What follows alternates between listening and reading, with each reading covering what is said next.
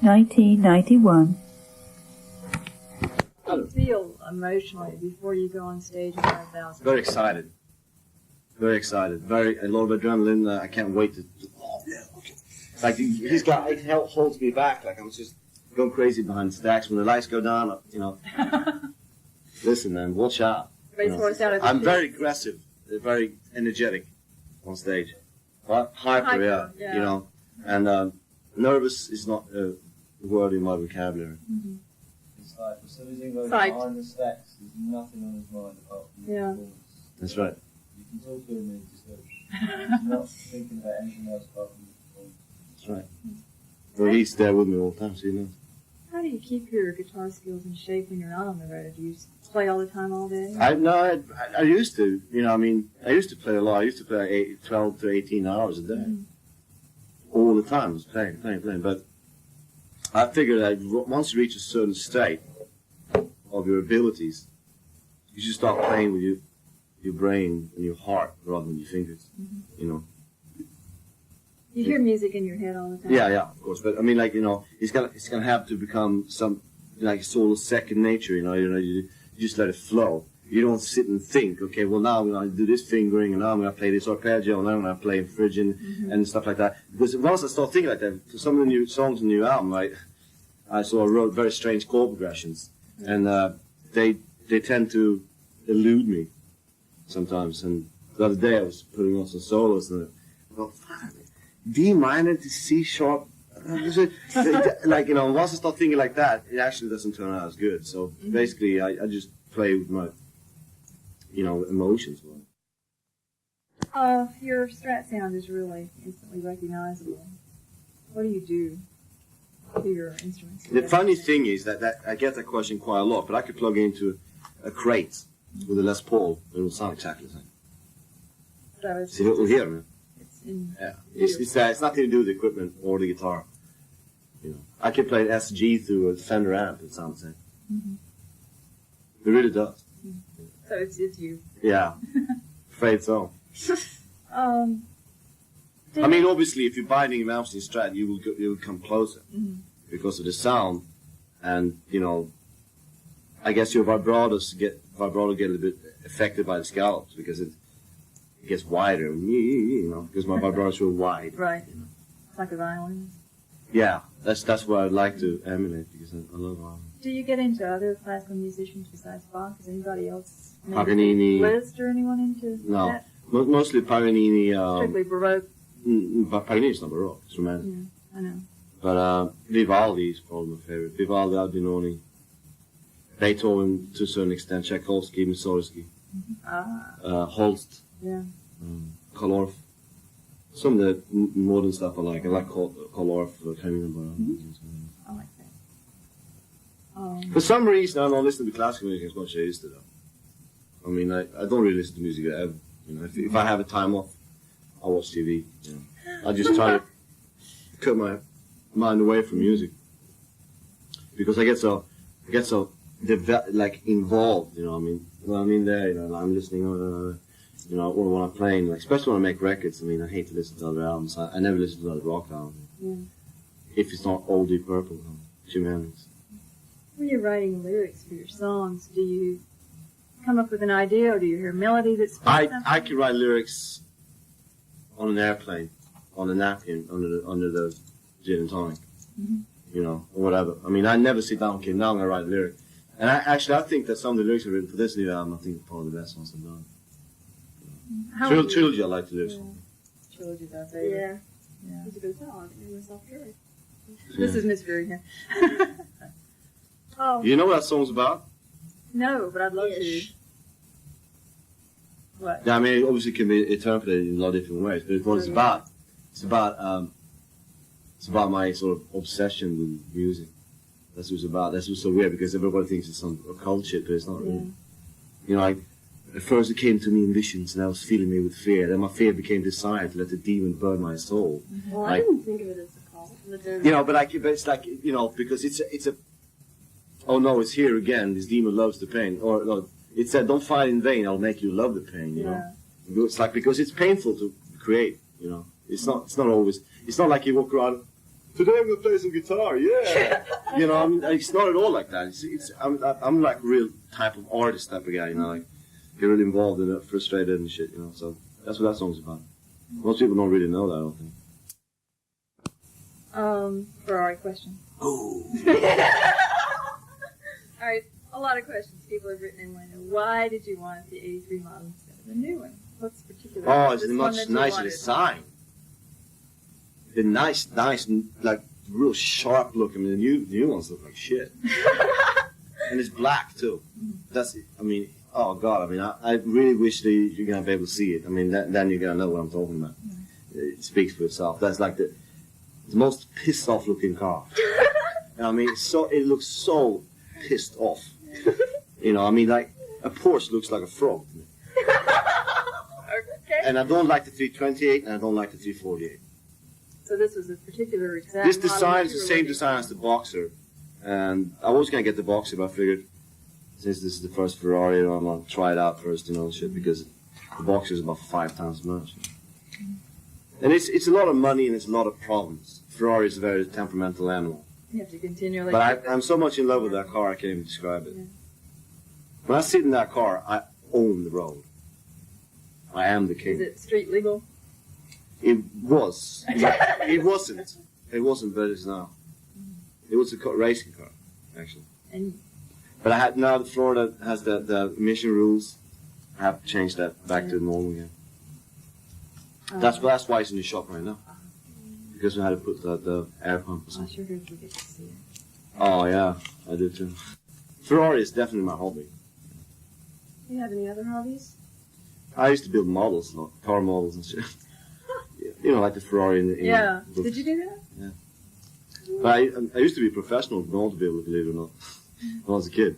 I used to be able to go like to the real good model stores and to just get like the planes that were like 10 foot in wingspan, and I build them, and then you have them for display. So I just did it just for the sake of joy of building them. You know. So you're a woodworker of sorts too. Yeah, I would say so. Yeah. What's your opinion of drinking and taking drugs? I think everything to a certain extent is okay, but I don't think anything to an excess is good. And I'm very extremely against drinking and driving. Mm-hmm. That is something that I'm very strongly against. And I don't think there should be.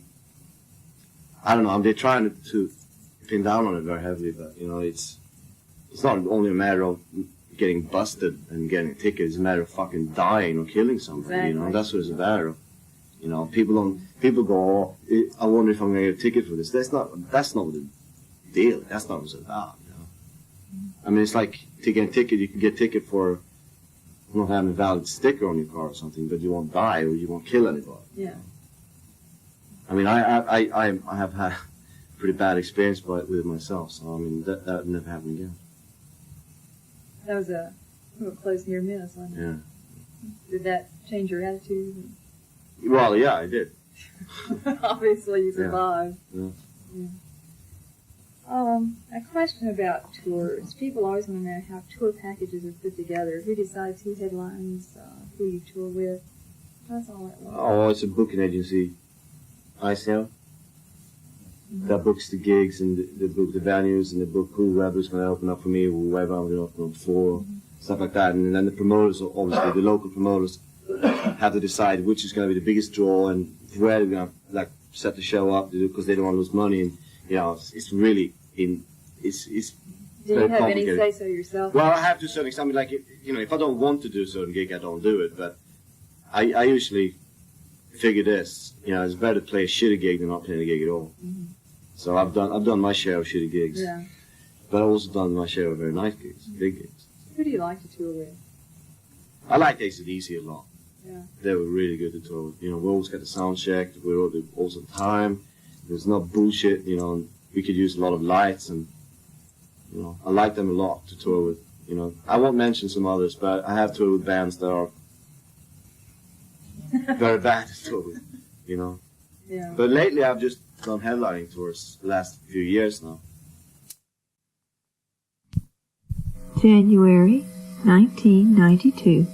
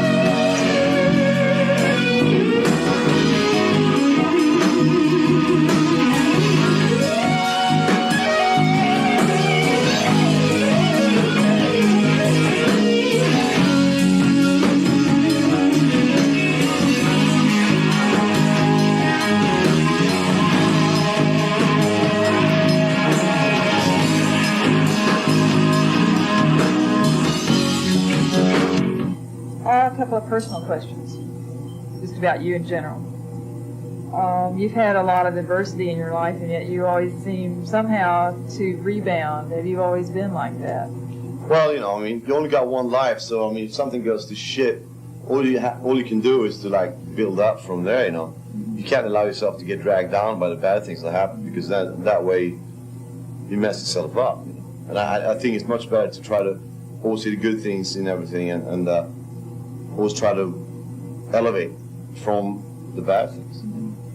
That just seems to be a real characteristic thing of you. That whatever happens to you, it keeps going. Yeah, pretty much. That's the way people think of you, anyways. Yeah, it's pretty much true. So. Good character. Okay, you're very outspoken. Do you feel sometimes that interviewers bait you in order to get Yeah, I'm sure they stuff? do. I'm sure they do. I know they do. But if you ask me a question, do you want to say it honest or do you want to lie? Right. And obviously, some journalists having the intention to try to make me look bad, so they ask me the questions they know I'm going to be very negative to, in order to sort of build up the preconceived idea that I'm totally an asshole, Right. which I really don't think I am, actually. We know you're. I can be really mean. If I think somebody is out of line, I make sure they know that. Do you feel like you have a temper? Oh yeah. But you have a happy, easygoing side too. I guess they kind of balance together. I try to take it easy for most of the time, But if something goes out of hand, then I really snap. But there's really never any secrets about what I think. You don't have to hey, but yeah, what do you really think, man? Yeah, I'll tell you the way it is. Because I think that's the only way to be, honestly. I think people would respect you for that because they know that what you say is. I might be for real. Yeah, people might think that I'm an asshole just because I tell the truth. But a lot of times they might agree with me, but they just don't dare to say it. They let me say it instead. Yeah. So Yeah. I get to be the black sheep, I guess. But general music questions. We're going to do a little piece on your signature Strat in one of these upcoming issues, and a lot of the members own that guitar. How did that come about in the first place? Did Fender approach you? Yeah, definitely. It was rather an honor for me, it still is, that not only to get free guitars, but to get Strats with your name on it. It's like, yeah. It feels really, really good, and they built exactly one specification, so if you own one of them, that's exactly what my guitar is. Yeah. Identical. Are you happy with the guitars that they're making? Oh, yeah. Very, very. Because most of the people who own them love them. They're different because of the scalloped neck. Right. So it's different. You got to totally relearn your playing almost. Yeah, it's not easy. No, it's a bit more difficult, but where you get a lot more control of your string. In that when you once you get it down, you get more control of the string and stuff. How big is your guitar collection these days? Right now it's 93 guitars. Oh my God. Because I just got that one. It used to be 92, now it's 93. What would you say is the most valuable one in the collection? Well, I have some of them are. I don't usually use the ones that are worth 50 grand and stuff like that. No, I don't use them. I got one of the 10 first ever made. It's March 1954. I got some of the really rare colors, like a Shoreline Gold 61 or Lake Placid Blue, stuff like that. Those are the most important, most valuable ones when it comes to money. But as far as valuable to me, then probably the one right there that's all beaten up. Yeah, I see. It has play loud on it. That's Yeah. right. Do you keep the really expensive ones in storage? No, they're at home, actually. You have them at home? Oh my God. Yeah. You ever worry about that? Not really, no. Yeah.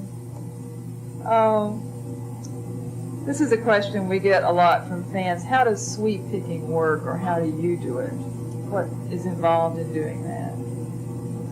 Or I don't know. It's can like you sort of like explain what you do do? an arpeggio. You play arpeggio is a word for a broken chord. I know So you that. play each note of a chord, but you play each note separately, and the pick goes do, do, do, do, do, and then it goes up again. You know, like I do all the time. You know, that arpeggio bit. Your hands are perfectly coordinated. Oh, together it must doing be. it. Yeah. Must be totally coordinated, because otherwise you just get mush. It just sounds like a strum. Otherwise. Yeah. Got it. So every time one note is done, you gotta release that finger. Like that. You can't leave it like a chord. Yeah. So that's the whole thing. It's not so much in the right hand as it is in the left hand. Very good. Okay. A couple of ancient history questions. Okay. What does Krinakuri mean? Krinakuri is a race or a tribe of people in Africa that's like they're like 8 feet tall. All of them. All of them are really tall. And what was Or that 8, 9 song about? That's what it's about. That they hide away. That every time like a helicopter or something comes and sees these people, they disappear. They don't want to get. They haven't really been photographed, but everybody says they've seen them. Oh, It's like the snowman almost. yeah. Yeah. Wonderful. Bigfoot. Okay, when you first came to America, you were heavily into the occult. Yeah. Are you still? No. What was your its attraction? I was always very fascinated and intrigued by the unknown, and I studied. I got a library on it and everything. Yeah. You know. I don't know most of it, but I was never into like black magic or anything like that because I thought that was very silly. I was just very much into the fact that there are a lot of unanswered questions, you know, that we don't really know, you know, and that we say it's just blah blah. It couldn't really be, you know. So that's basically what I'm into still, in a way, you know. But no, I'm not as intensely as I used to be. Okay, that's it. Well done then. Beautiful. Thank you very much. Thank you. Have any album design ideas? Hmm? Any cover design ideas? That would all obviously go along with the title, you know, like Eclipse, Trilogy, or whatever. Yeah. All I can say, it will definitely not look like Odyssey, the worst cover in the world. It's blue and green. I hate it. My favorite cover is the first one. Yeah. But I usually design them too. I was going to say, do you make the final decisions on Yeah. how all the artwork and everything is done? Yeah. Because for your orchestra and you're the composer. And director, conductor. Exactly. Yeah, that's the way I like to paint, like work. Like sometimes I draw the analogy with like a painter or something, you know.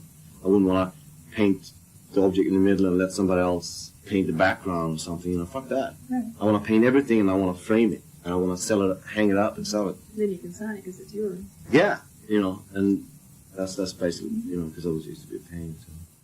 You're a painter. Yeah. What do you paint? What kind of stuff? It's sort of like, I don't do it anymore. I used to for a long, long time. It's not paint really, it's drawing. It's like surrealism. You do? Yeah, like Dali.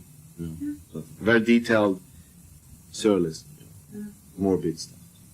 Ah, great. What do you like about H.P. Lovecraft? Oh, well, you know, he's just a fantastic author. I mean, like, you know, it's not, the first time I read a story by him, couldn't sleep for weeks. You know? Which one did you read? I don't know the name in English, that's the thing, and I've been trying to find it in English. I read it in Swedish. It's called Color Beyond Time and Space. That's the one. Yep. You've had your share of bad experiences with managers. What kind of advice would you give to newcomers about managers? That's also extremely difficult. I mean, like, you know, when I came to America, I was 19 years old and very young, naive, and like, you know, $100. Oh, man. You know? So, I mean, it's so hard. You know, if you want to concentrate on your music and concentrate on your art, you know, you can't be a businessman at the same time. But, like, slowly but surely, you're going to have to get aware of what's really going on behind the scenes and what's really going on, deals being cut by, because there's so much money involved. There's so much money that people go crazy, like they kill for it, and they don't really care about who they hurt or what they have to do. They will just do anything to get that money, and that's why you gotta look out for them all the time. You know, you gotta be on them like a hawk. You know, every opportunity they get, they will screw you over. Yeah. All right, let's talk about fan clubs shortly. Yeah. Since that's why we're here. A lot of the fans wonder, does Yngwie care about his fan club personally, or is it just run by a bunch of strangers? How do you feel about it? Of course, I care a lot. I mean, as far as I'm concerned, without the fans, I'm nothing. You know, if it weren't for the fans, I wouldn't be anything. That would just be a long-haired guy that play guitar. You know, but now, you know, there's all these people that look up to me and everything. That's what makes me into what I am, and I truly appreciate it.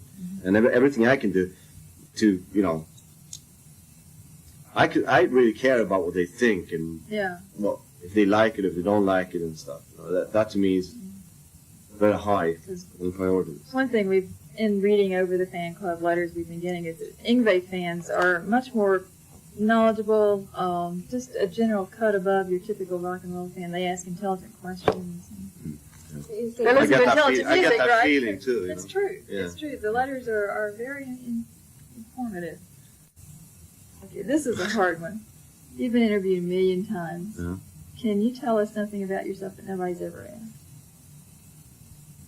Is there anything no one's ever asked? It's hard because the same thing is like, I got a million stories. I got a million things I can tell about tours and whatever incidents that, because I've lived a quite hectic life, you know. And every time they go, tell us the funniest thing that ever happened to you. And all of a sudden my mind goes totally blank. I don't remember anything. But I didn't give a moment. I probably could tell you about 10,000 hilarious or interesting stories and stuff. We'll ask you while you're sitting in your car. Oh, maybe so. But no, as far as that goes, I mean, it's hard for me just to think of anything like that. I mean, I've probably been asked nearly everything. I use this certain stuff. It's really good. It's like a volcanic fire. Well, so far I did a Leo Fender jam there, I think. I had a guitar, I sang some songs, and I did it, the last song was Purple Haze, and I'm just like playing and shit, and I throw the guitar up in the air like, you know, really high, like 15 feet or something. No, I'm really high. 50 feet, or maybe. And it just went down, you know, and did it a couple of times, figured, okay, it's about time, take a cigarette, you know, pour this stuff on it.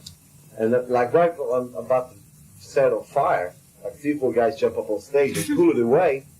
So I never got to put it on fire, and I set the stage on fire instead. And just put the rest out on stage. The stage so it looked cool anyway, you know. But I mean, everybody like after second row thought I actually burned the guitar. They did. That's what everybody said. You know. I got a letter that said, you read that Yngwie Malmsteen is not your real name.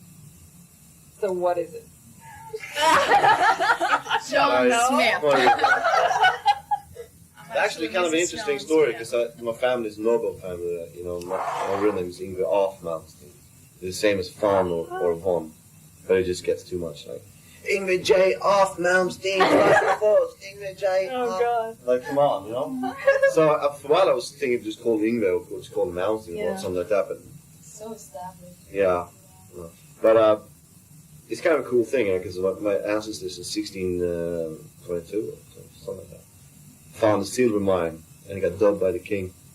I got a family crest and everything. Malmsteen, I mean, that's... Malmsteen means like silver or stone or ore stone. And Yngwie means? Sex god. Yeah. Sorry. The Viking name. Yeah. Or Viking. Who are the people that you always list in the front of the liner notes you say thanks to? There's a...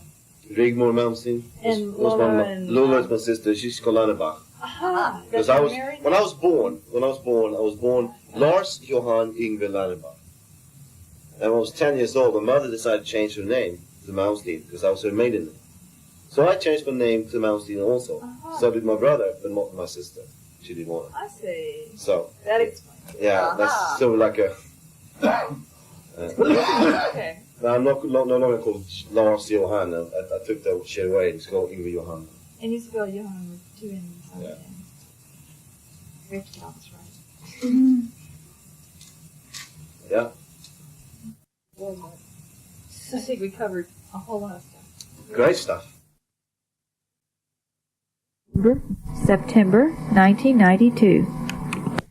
Going to do here. Do you remember the first time you actually performed in front of an audience? Yeah, I do. It was in school, and I played through old tube radio. It was 1972. Yeah. But it was just me and the drummer, and no vocals or nothing, and we just jammed, because ever since I started, I've always been playing like just straight out, like very improvised sort of thing. But the thing is, to get back to maybe I'm going ahead of the questions now, but to go back to yesterday was Jimi Hendrix's death anniversary, 22 years, and that's the day I started playing, even though I haven't already when I was 5. And the reason I started playing was not because I liked the music or nothing. It was because I wanted to be a showman. Yeah. That was the reason I started to play. So from the very first day, I wasn't sitting like this. I was, like going for it every time I played, So even when you see me in rehearsals, I run around, Right. Because it's sort of like it goes hand in hand with it. That's the difference from the other guitar players. That when they go on stage, they want to just put on a show. Yeah. But it looks awkward because it doesn't look natural. It doesn't look like it's something that's already connected to the whole thing. Mm-hmm. For me, it was always the one thing, showmanship. So therefore, I developed techniques where I could, like a regular A power chord, Yeah. I could, I should. Okay. Imagine this power chord here, 55 on it, 55.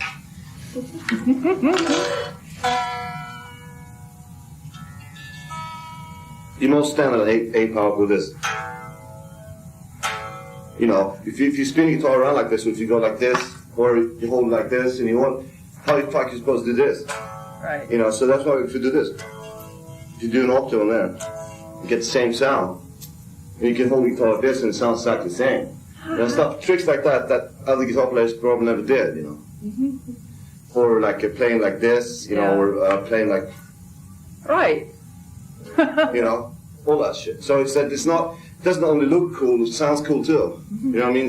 That was my prime objective always. How did that first audience react to you? That first time? Yeah. That was about 5 people. I don't know. I don't remember. They thought it was too loud and shit like that, And I was crazy. I was only fucking 9 years old. Yeah. But I just received my Fireball album. And on the black one, the picture, it's like this. Uh-huh. I was like, yeah, man, that's cool. So like, it was the whole 9 yards, I was going for it big time. They was wondering what the fuck is he doing, You know what I mean? And you haven't quit since. But then after that, I started playing I formed a real band called Power. And we played out all the time, we played in schools, we played in parties, and played in... It wasn't so much of a club scene, back then. Right. But plus I was so mean and loud, Yeah. I was so young, and so it sort of developed, and it got better and better, my ballet lessons when I was a kid, I think they helped, You took ballet? Yeah. I was going to ask you that. Well, I'll get to that. Mm-hmm. I'll file that away. That's cool. I used to dance with a ballet company, so But I was only there for, I don't know, 50 years or something, but there was all the stretching and stuff like that. I was pretty good. Mm-hmm. That's something I have wondered, is how you warm up before a show. How do you know to warm up to Not keep so much, hurting yourself? actually. A little bit. I sort of like stretch a bit, At the beginning of a tour, I'm always sore all over. Yeah. I always feel like an old man, Yeah. Then towards the end of the tour, like it's so, man, I do like, you build it up. Because it's pretty physical. Right. Exactly. What people have influenced your stage performance? Jimi Hendrix. Jimmy, especially. Ian Anderson. The flautist from Just Hotel. Right. That the whole thing with the leg like that. Aha. And leg up like this. Yeah. Because he's a really good performer. I mean, the hand up there and all that. Yeah. Not so much Blackmore, strangely enough, because Blackmore was never a crazy guy, Because I think there's two types of showmanship. There are the ones that, like Angus Young, that you just shake your head and stomp the foot. Yeah. Right. Which I don't think is women's showmanship. That's more like, then it's the one that you like, the cat-like type of thing, I guess sexy, in a way. Like in Anderson and Jimi Hendrix. Yeah.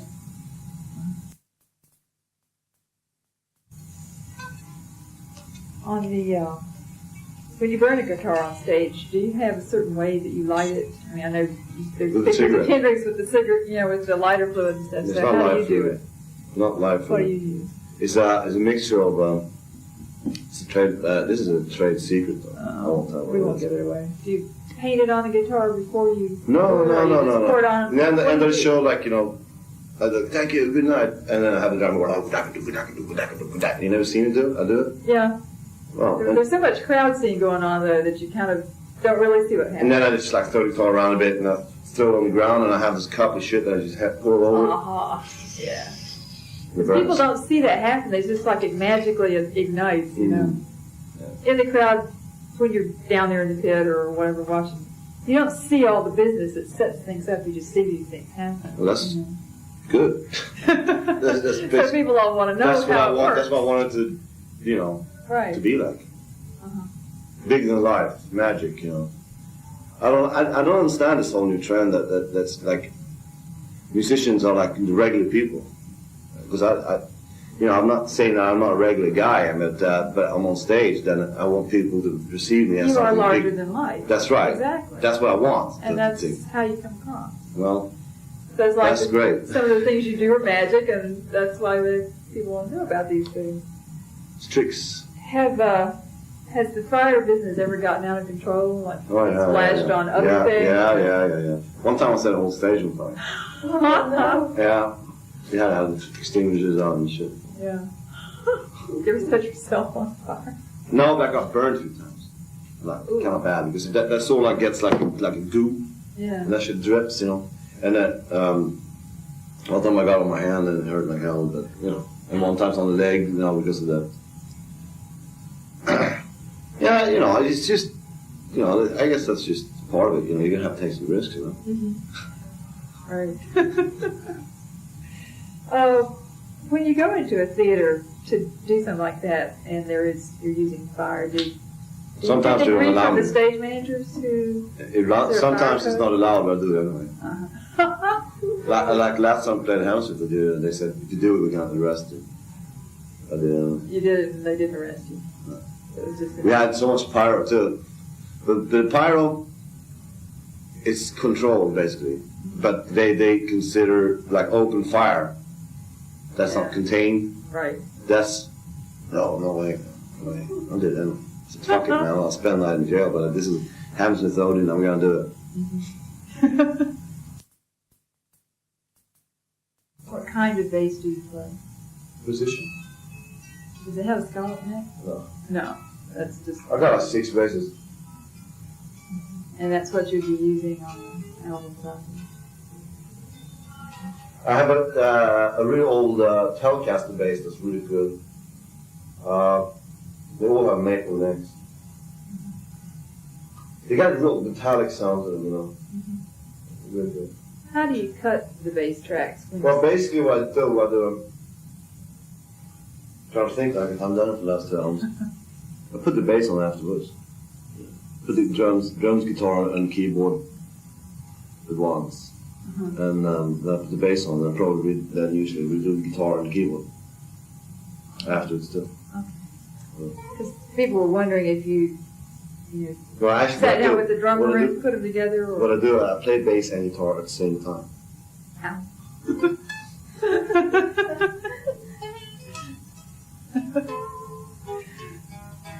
how? How do you audition people?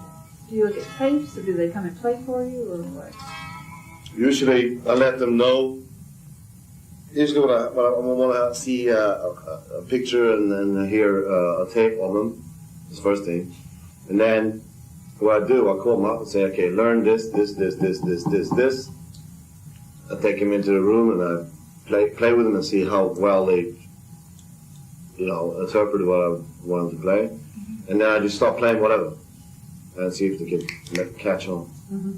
Because if you can't improvise, you don't have anything to do with a band. Right. Improvisation is probably the most important thing.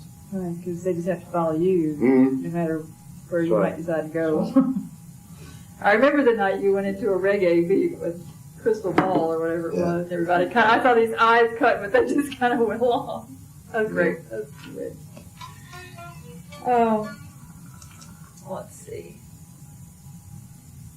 When a new person comes into the band, how do you teach them the material? You just say, go get the CD and listen to it? Or? Basically, yeah. Yeah. They have to learn from the tape or from the CD, and then I rehearse with it a couple times, and done. And that's about all it takes for. Yeah. Of course. Well, I make sure the musicians I get are very good. If they're not very good, they don't have anything to do with the band. No.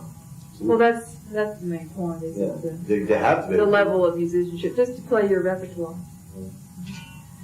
And that's another question. Is your repertoire so huge at this point? How do you select out what Believe me, you're you have gonna no idea what I'm going to do. 11 fucking albums. Right. So. And for 2 hours you can squeeze in how many? Well, that's why my shows are so long, because I want to get in as much as possible for the older stuff. And plus, you got to promote the new stuff too. It's like that. Mm-hmm. These are very hard things to decide. And Sometimes certain songs have certain chords, and sometimes they don't. so a lot of people wonder why you don't ever play any of the early Alcatraz songs that they love so much, like Karina Kura and some of those. You used to do that, but then if you do that, then shit, it's going to be even more songs. And that takes away from some of the new Yeah. ones. Yeah. Yeah. Plus, I don't know, I like some of those songs a lot, but I think that, I don't know, they're so old. Yeah. You know what I mean? And you have so much new stuff.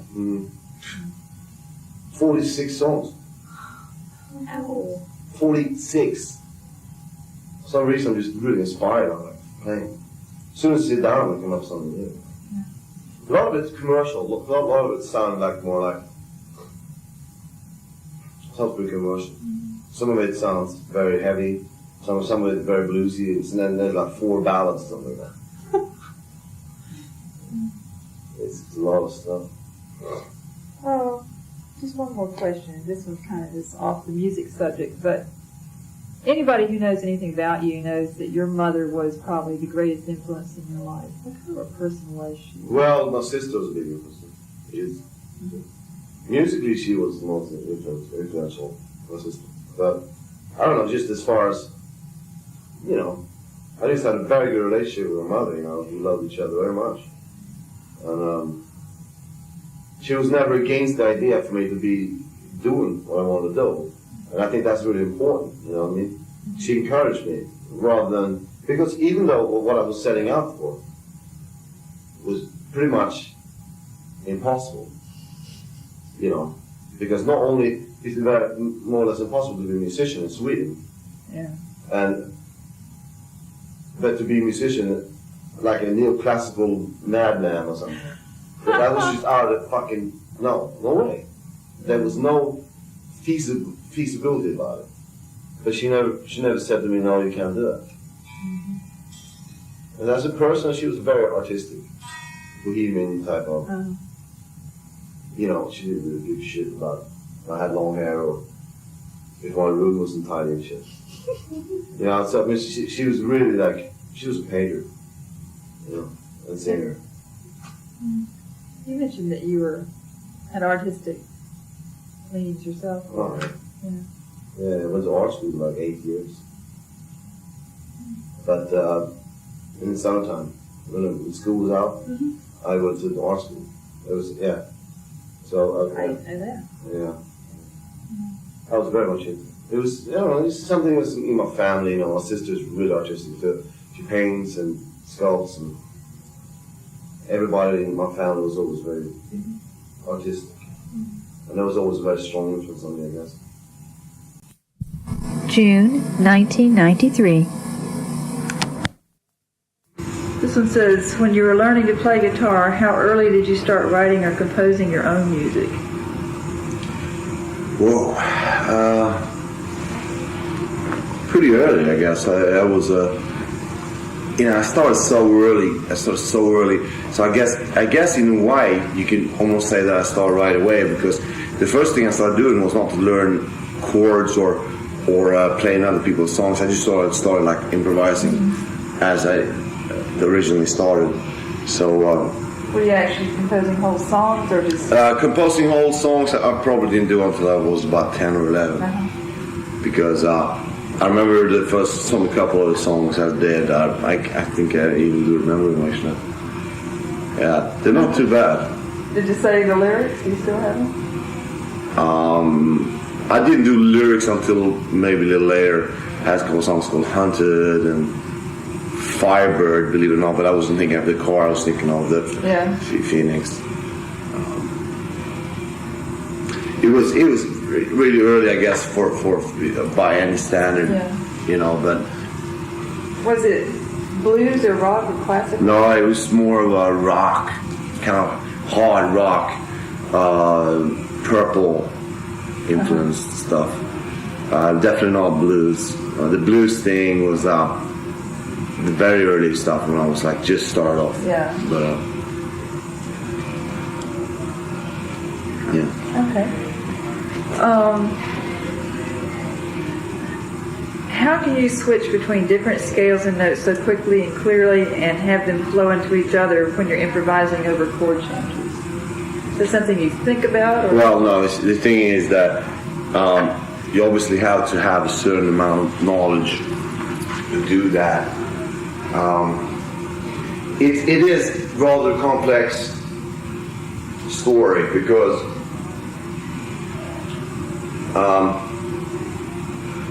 very early on, I didn't learn it from a book, I didn't learn it from somebody or nothing.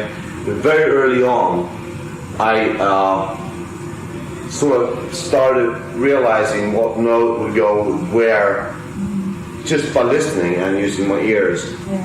And then obviously I figured, E minor scale goes perfectly well with a G major scale and a B original scale, and if you want to do something in between, you can use inverted chords and diminished rounds to modulate.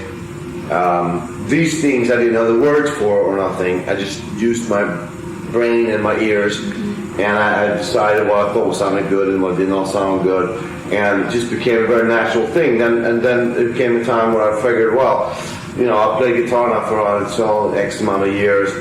Maybe I should learn theory, so I started studying theory through books and so forth, and I went, fuck, I already know this stuff. Yeah, you're already doing it.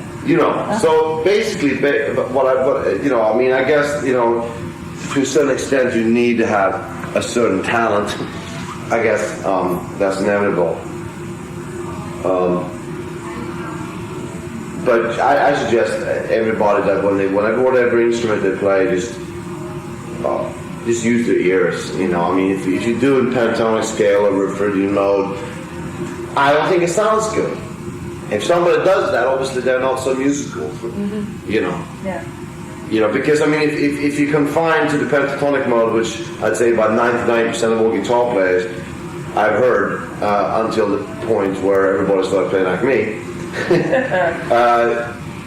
they use that particular mode. That's what's so scary, I don't want to mention names, but I still hear today people use the same old blues licks over even major blues licks over minor scales, minor chords, Phrygian and diminished runs and everything.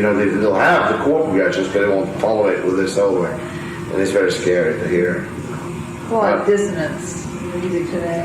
Yes, it's actually the standard is very poor. Are there certain musical principles one teaches to know how to be able to have that kind of footwork freedom? For instance, did you finish that question? Yeah.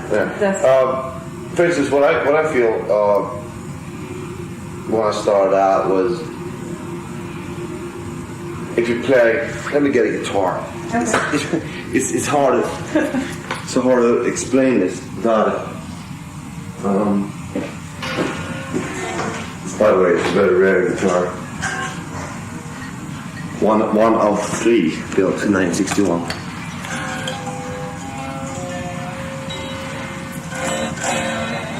Okay, now, all right. Yeah, okay, now if you do Okay, to do that, in order to do that in exactly the same octave, you could do it on these things,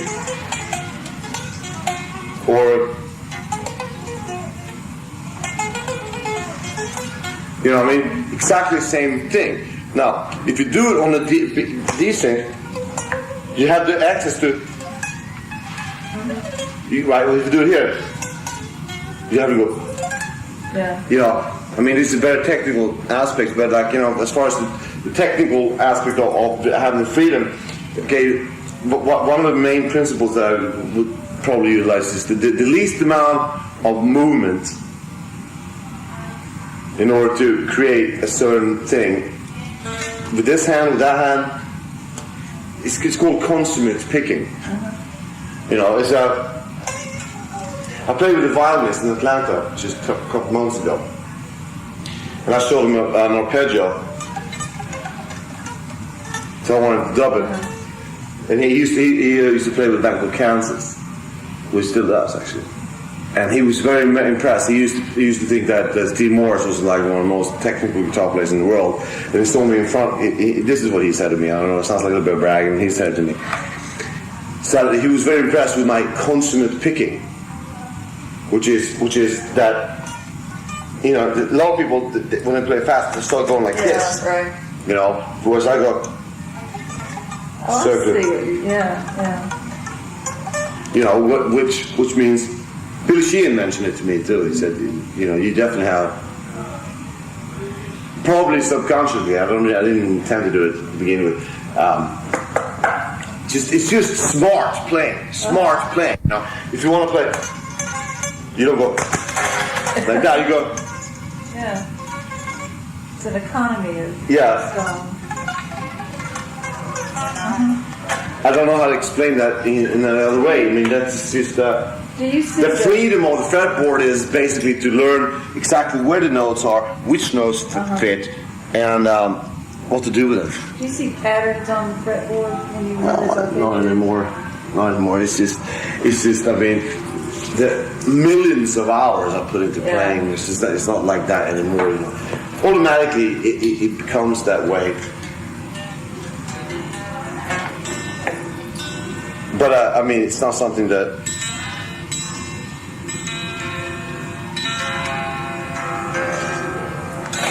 I mean, of course, you know, Pythagoras is an old Greek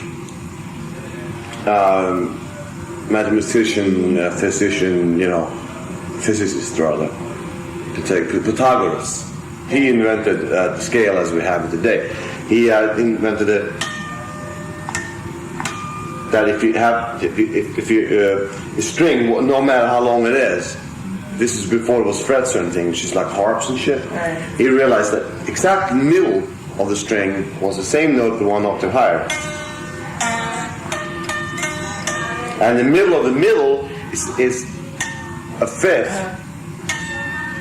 See, that's the same note, even though if you play with frets, it's an octave. You know, so that's basically what it is. Like, you know.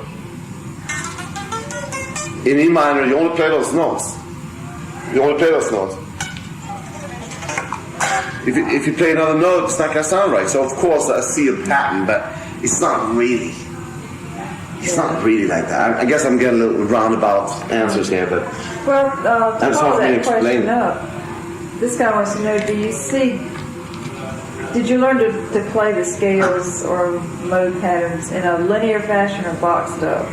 Does that make sense? I know what you're saying. Like this?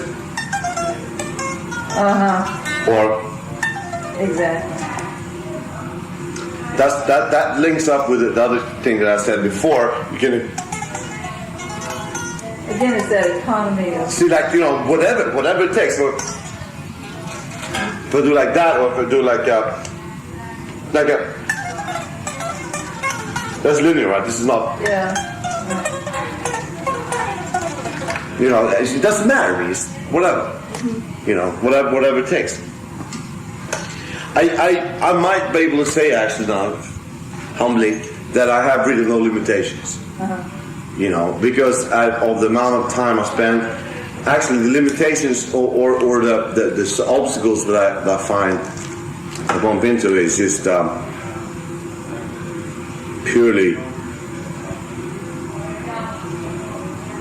creative. Yeah. You know, sometimes I get frustrated because I can't come up with a perfect follow-up part to something, or the way I arrange it. But as far as the actual playing, the actual performance of any given piece, I don't find any problems with that.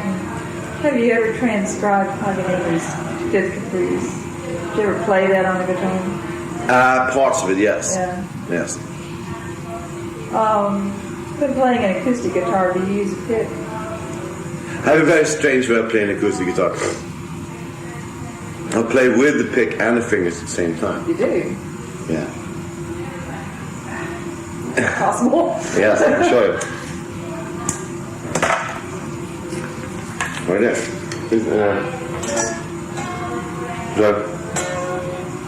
Yeah. Right there. Oh, yeah, that's what it is. This is a mixture. Instead of the thumb like that, Yeah, it's right. like that. Have you ever actually played straight classical guitar? Never. Just two wimpy. This is it. Yeah, even this part. Yeah. I don't play like this. I play with my thumb and I play like my right hand up here. And I don't have any classical training whatsoever. Actually, classical music, classical guitar to me can get very, very timid in a way.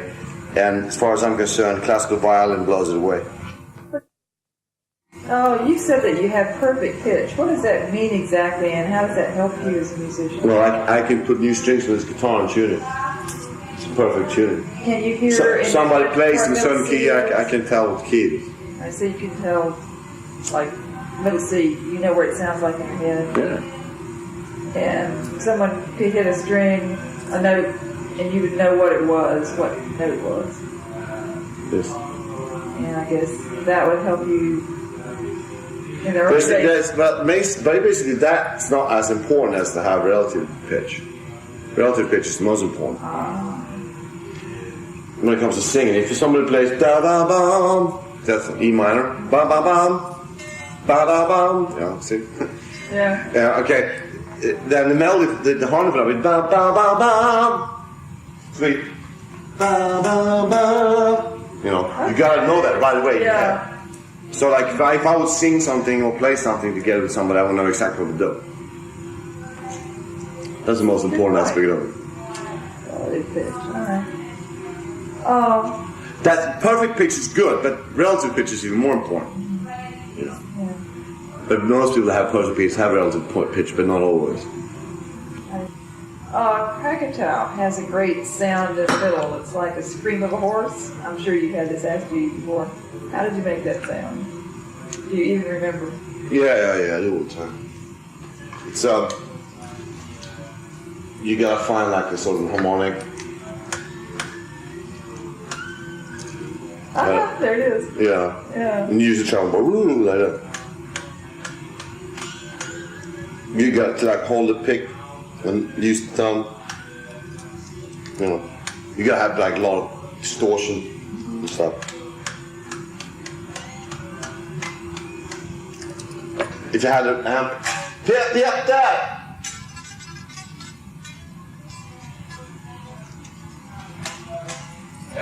Kan du fixa en sladd? Kan jag koppla in det? Så.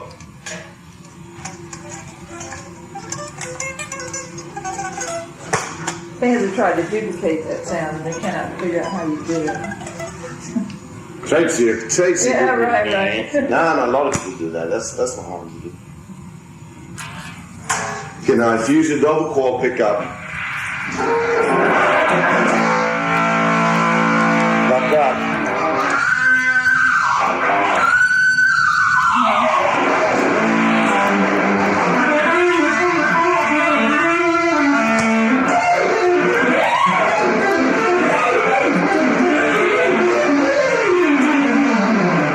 Now that's hard.